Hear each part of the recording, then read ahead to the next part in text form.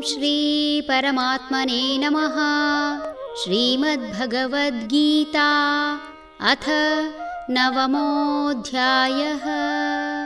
ರಾಜವಿದ್ಯಾ ರಾಜಗುಹ್ಯಯೋಗಃ.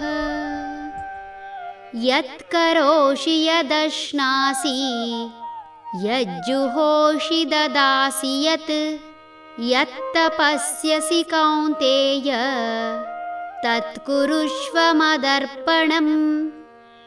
ಆದುದರಿಂದ ಹೇ ಕೌಂತೇಯ, ನೀನು ಏನು ಕೆಲಸ ಮಾಡುತ್ತೀಯೋ, ಏನು ತಿನ್ನುತ್ತೀಯೋ, ಏನು ತಪಸ್ಸು ಯಜ್ಞವನ್ನು ಮಾಡುತ್ತೀಯೋ, ಏನನ್ನು ದಾನ ಕೊಡುತ್ತೀಯೋ ಅವೆಲ್ಲವನ್ನೂ ನನಗೆ ಅರ್ಪಣೆ ಮಾಡು. ಒಂದೇ ಮನಸ್ಸಿನಿಂದ ಒಂದೆಡೆ ಸೇರಿದ ಜನರು ಒಂದಾಗಿ ಯಾವುದೇ ನಿರ್ಧಾರ ಮಾಡಿದರೂ ಅಲ್ಲಿ ಅದ್ಭುತ ಕಾರ್ಯವನ್ನು ಕಾಣಬಹುದು. ತಮ್ಮ ಮನಸ್ಸನ್ನು ಒಂದೆಡೆ ಕೇಂದ್ರೀಕರಿಸಿ ಸ್ಥಿರ ಬುದ್ಧಿಯೊಂದಿಗೆ ಸಂಕಲ್ಪ ಮಾಡಿದ ಸಕಾರಾತ್ಮಕವಿರಲಿ ನಕಾರಾತ್ಮಕವಿರಲಿ ಆ ಸಂಕಲ್ಪ ನೆರವೇರುವುದು ನಿಶ್ಚಿತ.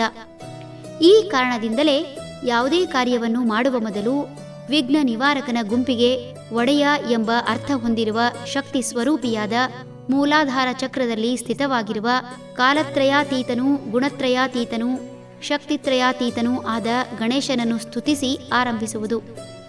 ಒಂದು ಪ್ರಯೋಗದ ಪ್ರಕಾರ ಒಂದೆಡೆ ಸೇರಿದ ಸಾಕಷ್ಟು ಜನ ತಮ್ಮ ಮನಸ್ಸನ್ನು ಒಂದೆಡೆ ಕೇಂದ್ರೀಕರಿಸಿ ಪ್ರಾರ್ಥಿಸಿದರೆ ಸುತ್ತಮುತ್ತಲಿನ 40 ಕಿಲೋಮೀಟರ್ ಜಾಗದಲ್ಲಿ ಯಾವುದೇ ಅಹಿತಕರ ಘಟನೆ ನಡೆಯದಂತೆ ತಡೆಯಬಹುದೆಂಬುದನ್ನು ಕಂಡುಕೊಳ್ಳಲಾಗಿದೆ. ಈ ಕಾರಣದಿಂದಲೇ ದೇವಸ್ಥಾನದಲ್ಲಿ ಮೂರ್ತಿಯನ್ನು ಇರಿಸಿ ಅದಕ್ಕೆ ಶಕ್ತಿ ತುಂಬಿ ಆ ಮೂರ್ತಿಯ ಮೇಲೆ ಎಲ್ಲರೂ ಮಂಗಳಾರತಿಯ ಸಮಯದಲ್ಲಾದರೂ ಮನಸ್ಸು ಒಂದೆಡೆ ಕೇಂದ್ರೀಕರಿಸುವಂತೆ ಮಾಡಲು ಅಲಂಕಾರ ಮಾಡಿ ಆರತಿ, ಲಯಬದ್ಧವಾದ ಜಾಗಟೆ ಹಾಗೂ ಶಂಖದಿಂದ ಸದ್ದು ಮಾಡಿ ಪ್ರಾರ್ಥನೆ ಸಲ್ಲಿಸುವುದು. ನಾನು ಎನ್ನುವ ಪ್ರತ್ಯೇಕತೆಯಿಂದ ಮಾಡಲಾಗದಿದ್ದದ್ದನ್ನು ಸರ್ವವ್ಯಾಪಿಯಾಗಿ ಶಕ್ತಿಯ ಸರೋವರವೇ ಆಗಿರುವ ಭಗವಂತನಲ್ಲಿ ಶುದ್ಧ ಮನಸ್ಸಿನ ಮೂಲಕ ಒಂದಾಗಿಸಿದರೆ ಶಕ್ತಿಯ ಪ್ರವಾಹ ಹರಿದು ಆಗಬೇಕಾದ ಕಾರ್ಯ ಸುಗಮವಾಗಿ ನಡೆಯುತ್ತದೆ. ಹರಿ ಓಂ ತತ್ಸತ್.